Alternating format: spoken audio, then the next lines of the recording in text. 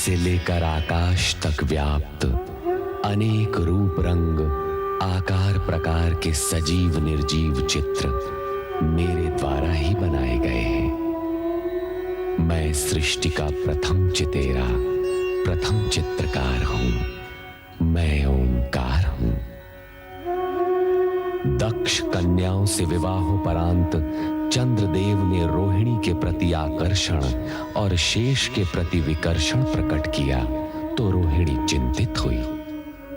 उसकी सभी बहनों ने पिता दक्ष के समक्ष अपना दुख प्रकट किया। क्रोधित दक्ष चंद्र को प्रताड़ित करके रोहिणी को बलपूर्वक अपने साथ ले आते हैं, जहां उसकी बहनें तथा माता वीरणी और अधिक दुखी हो जाती हैं। चंद्र अपने अन्याय के लिए क्षमा मांगकर तुम सबको समान प्रेम देना स्वीकार नहीं करता। रोहिणी यहां से नहीं जाएगी। आप तो जानते हैं हमारी जमाता चंद्र कितने भावुक हैं। जरा सोचिए तो, आपने उनके साथ जो किया उससे उनके हृदय को कितना आघात पहुंचा होगा। हम पर इन बातों का कोई प्रभाव नहीं होगा महारानी। एक अन्यायी को उसके अन्याय का दंड मिलना ही चाहिए। लेकिन महाराज, क्या हम इसके लिए शिव जी से सहायता नहीं? महारानी, ये हम बहुत सुन चुके हैं, किंतु हमारा निश्चय अटल है कि हम शिव से किसी प्रकार की सहायता मांगने नहीं जाएंगे। तो फिर आप अपने पिता ब्रह्मा जी के पास जाकर विनती कीजिए कि वे स्वयं शिव जी के पास जाकर अपनी पौत्रियों को दुर्भाग्य की छाया से बचाएं। इन कन्याओं के पितामह होने के नाते उनका भी कुछ कर्तव्य है।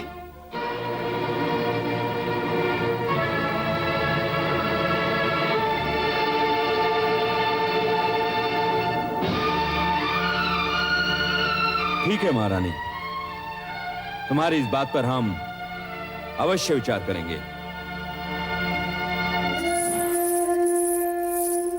माते, रो मत बेटी, रो मत। मुझे विश्वास है परमपिता ब्रह्मा अवश्य कोई न कोई मार्ग निकालेंगे। रो मत मेरी पुत्री, रो मत। ओम नमः शिवाय। ओम नमः शिवाय। परमपिता, आंखें खोलिए, हम आपसे कुछ कहने आए हैं। आओ पुत्र दक्ष, तो हम क्या बात है? मुझे आश्चर्य हो रहा है परमपिता, सृष्टि के रचनाकार होते हुए भी आपको शिव की आराधना करने की आवश्यकता हुई। इसमें आश्चर्य कैसा पुत्र दक्ष? शिव महादेव देवों के देव हैं, उनकी आराधना करना तो संसार के प्राणी मात्र का कर्तव्य है। ये उपदेश आप मुझे नहीं, किसी और को दीजिए परमपिता। मैं आपके शिव शंकर के स्वरूप से भली भांति परिचित हूँ। हम इस विषय में विवाद के इच्छुक नहीं हैं। बताओ, तुम्हारे आने का प्रयोजन क्या है? मैं देख रहा हूँ परमपिता, शिव से संबंधित हर व्यक्ति हमारे लिए बाधा उत्पन्न कर रहा है, हमारी शांति भंग कर रहा है। हम समझे नहीं, तुम किस व्यक्ति की बात कर रहे हो? अपने जामाता अत्रि अनुसुईया के पुत्र चंद्र की, जो शिव के अति प्रिय हैं। क्या किया है चंद्र? चंद्र ने हमारी कन्याओं के साथ छल किया है परमपिता, उन्हें दुख पहुंचा है। इस बात की जानकारी हमें है। अपनी नक्षत्र कन्याओं का चंद्र से विवाह करने से पहले तुमने हमसे तो परामर्श नहीं लिया। हमें पता था कि चंद्र रोहिणी के समान किसी अन्य से प्रेम नहीं कर सकता। यही विधि का विधान है। परमपिता, विधि का विधान तो यह भी था कि हमारी 27 की 27 कन्याएं चंद्र की पत्नियां बने, और उसी के अनुसार हमने सभी कन्याएं चंद्र को सौंप दी। अब जो हो चुका है उसे परिवर्तित नहीं किया जा सकता। तुम बोलो, तुम्हारी क्या इच्छा है? परमपिता, हम चाहते हैं कि आप हमारी कन्याओं को, अर्थात अपनी पोत्रियों को सुखी करने का कोई मार्ग निकालें। अपने आराध्य शिव से कहकर चंद्र को समझाएं कि वो अपनी सभी पत्नियों को समान रूप से प्रेम करे। ये हमारे वश में नहीं है वत्स। किसी के मन की भावनाओं को बलपूर्वक परिवर्तित करना न हमेश है न भगवान शिव को। भलाई इसी में है कि तुम अपनी सभी कन्याओं को चंद्र के पास भेज दो। चंद्र को अपने कर्तव्य का ज्ञान होगा तो सब कुछ सामान्य हो जाएगा। हम दक्ष प्रजापति हैं परमपिता। एक बार जो कन्याएं पतिगृह से लौट आई हैं, उन्हें बिना इच्छा पुनः भेजना और चंद्र से दया की भीख मांगना हम कदापि स्वीकार नहीं करेंगे। चंद्र को हमारे आदेश के आगे झुकना ही पड़ेगा, झुकना ही पड़ेगा परमपिता। ऐसा सोचकर तुम अनर्थ को आमंत्रण दे रहे हो दक्ष। हम तुम्हें सावधान करते हैं, तुम चंद्र पर बलपूर्वक अपना अधिकार थोपने की चेष्टा मत करना। भगवान शिव तुम्हारा कल्याण करे। ओम नमः शिवाय।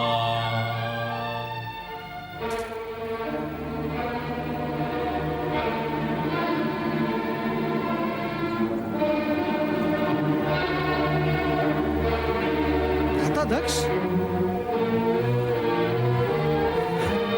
नारायण नारायण। भ्राता दक्ष, आप पृथ्वी का अपना राज्य छोड़कर यहाँ कहाँ भटक रहे हैं? देवर्षि नारद, चंद्र को अपना जामाता बनाने का दंड भुगत रहा हूँ। नारायण नारायण। अर्थात चंद्रदेव ने आपको कष्ट पहुंचाया, परंतु चंद्रदेव तो बेचारे सुंदर, शीतल और प्रेम से भरे हैं, वे आपको कष्ट कैसे पहुंचा सकते हैं? देवर्षि, चंद्र की प्रशंसा सुन हमारा क्रोध जाग उठता है। आप कोई और बात कीजिए। भ्राता, जैसी आपकी इच्छा, परंतु आपकी समस्या क्या है? देवर्षि, ये तो हो ही नहीं सकता कि आपको मेरी समस्या का पता ना हो। चंद्र ने रोहिणी के कारण मेरी 26 पुत्रियों को उपेक्षित कर दिया है और ये बात पूरे संसार में फैल चुकी है। और आप तो घर घर का हाल जानते हैं। नारायण नारायण। मैं आपसे असत्य नहीं कहूंगा भ्राता दक्ष। मैं जानता सब कुछ हूं, परंतु आपके इस व्यवहार से प्रसन्न नहीं हूं। अपनी पुत्रियों के पति के साथ क्या कोई ऐसा रूखा व्यवहार करता है?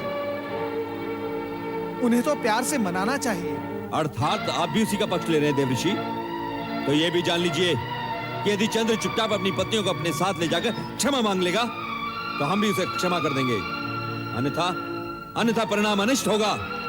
जाकर कह दीजिए चंद्र से। नारायण नारायण। धन्य हो भोलेनाथ, धन्य हो। चंद्र और दक्ष प्रजापति की बुद्धि विपरीत करने में जगत कल्याण का मार्ग अवश्य छुपा हुआ होगा। आपकी लीला आप ही जाने।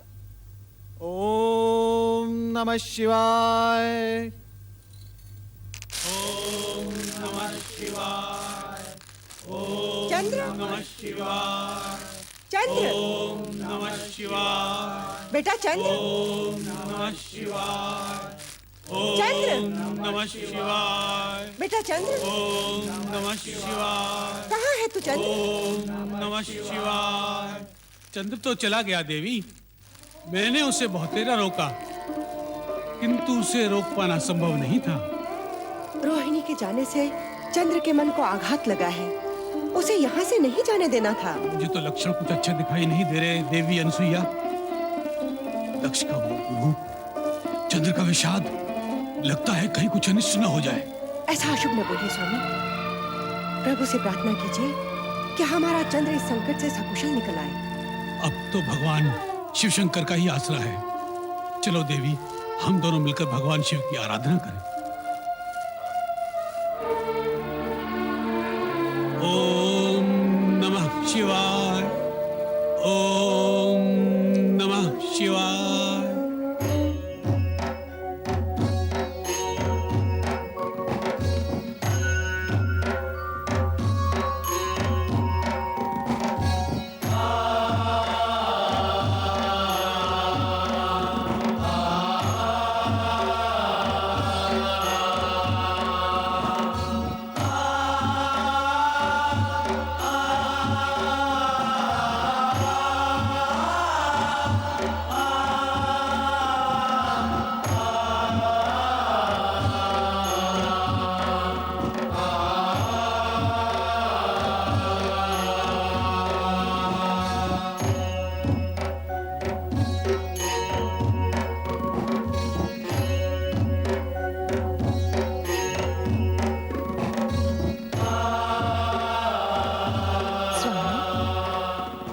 स्वामी, मैंने कहा बाकी खोल भी दीजिए। नारायण नारायण।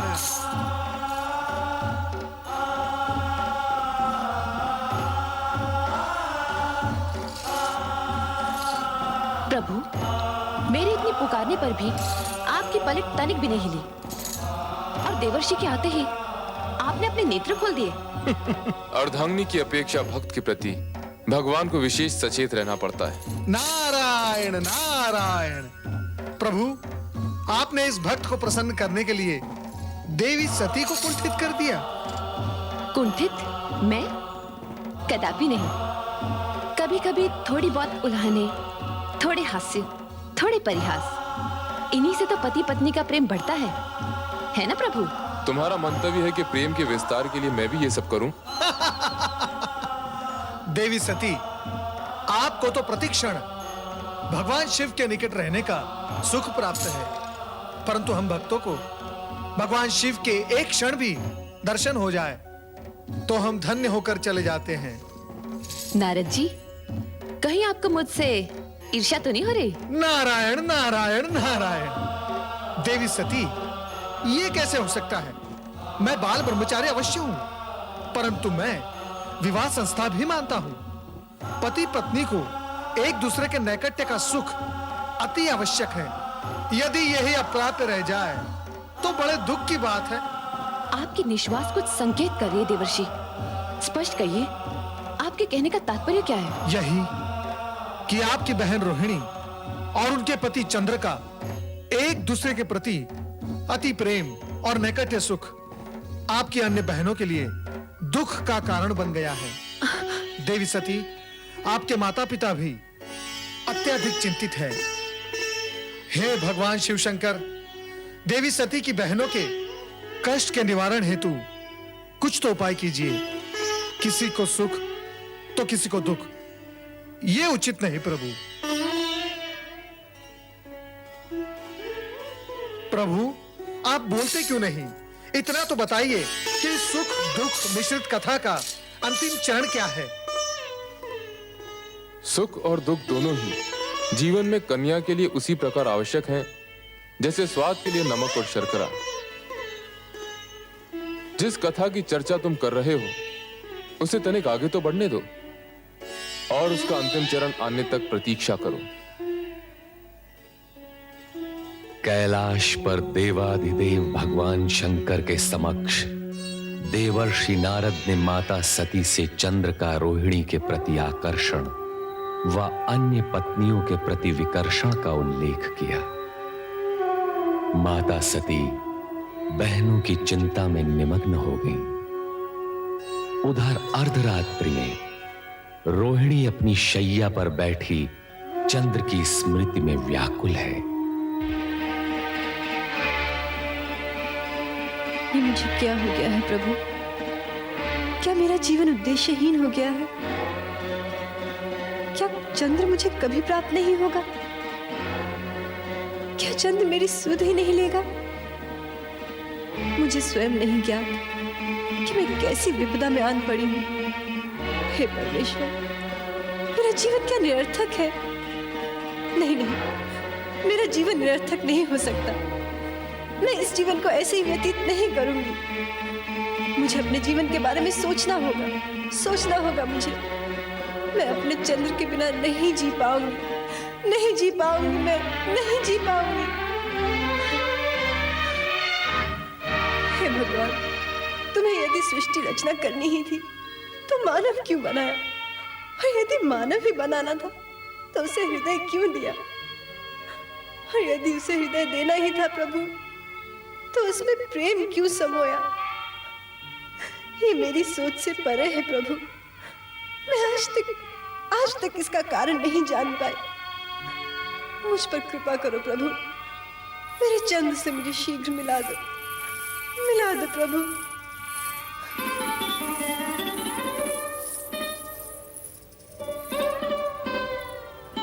रोहिणी, जिस पति को प्राप्त करने के लिए हमने इतनी पूजा और अर्चना की, उसी ने जब हमें ठुकरा दिया तो हमारा हृदय विदीर्ण हो गया।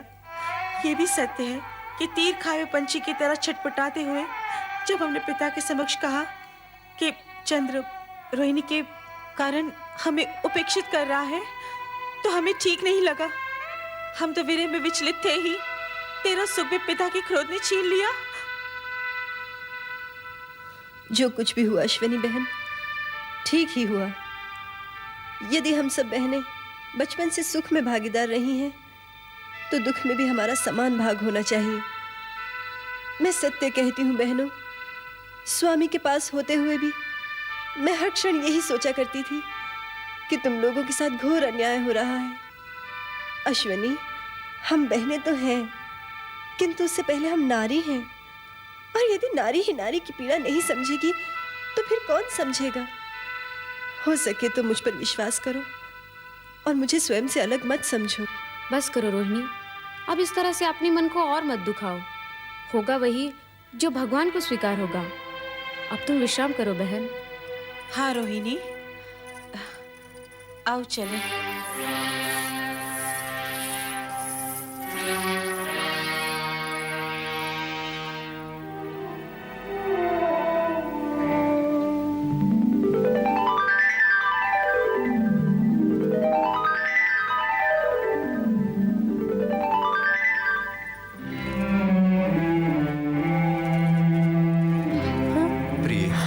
स्वामी आप? चलो मेरे साथ चंद्रमहल चलो। नहीं स्वामी, जब तक आप अपनी अन्य पत्नियों को उनका अधिकार नहीं दे देते, मैं यही रहूंगी। मैं तुमसे प्रेम करता हूँ प्रिय, केवल तुमसे, और तुम्हारे अतिरिक्त ये चंद्र किसी और से प्रेम कर ही नहीं सकता। तो फिर आप मुझे भी भूल जाइए स्वामी। मुझे आपके विरह की अग्नि में जलना स्वीकार है, किंतु अपनी ही बहनों का सुख सौभाग्य छीन लेने वाली नीच स्त्री का कलंक लेकर मैं जीना नहीं चाहती। आप तुरंत यहाँ से चले जाइए स्वामी। तुम्हारे बिना मैं जीवन की कल्पना भी नहीं कर सकता। चंद्र जो दूसरों को शीतलता बांटता फिरता है, आज स्वयं तुम्हारी विरह की अग्नि में दहक रहा है। मैं तुम्हें यहाँ से लेकर ही जाऊंगा रोहिणी। नहीं स्वामी, नहीं नहीं नाथ, नहीं, ऐसा मत कीजिएगा, अनिष्ट हो जाएगा। आप मेरे पिताश्री के क्रोध से अवगत नहीं। यदि उन्होंने आपको यहाँ देख लिया तो न जाने क्या होगा। मुझे छोड़ दीजिए स्वामी, छोड़ दीजिए। चंद्र, तेरी ये उदंडता, नीच पापी, छोड़ दे मेरी पुत्री को। ये मेरी पत्नी है और अब आपका इस पर कोई अधिकार नहीं। पत्नियां तो यहाँ तुम्हारी और भी हैं, ले जाना है तो सभी को ले जाओ। विवाह मात्र शरीर के साथ फेरों से नहीं, मन के वर्ण करने से होता है, और मैंने मात्र आपकी इसी पुत्री को मन से वरा है। चलो रोहिणी। ये हट छोड़ दे चंद्र, नहीं तो मैं तुझे श्राप दे दूंगा। नहीं पिताश्री, ऐसा अनर्थ मत कीजिएगा। तो कह अपने इस पापी पति से तुझे तत्काल छोड़ के यहाँ से चला जाए, नहीं तो मेरे क्रोध की ज्वाला इसे भस्म कर देगी। चंद्र अपनी रोहिणी को लिए बिना यहाँ से नहीं जाएगा। यदि ये तेरी हट है तो सुन, अपने जिस पौरुष और सुदर्शन व्यक्तित्व पर तू फूला फूला फिरता है, उसे क्षय रोग नष्ट कर देगा, नष्ट कर देगा। ये मेरा श्राप है।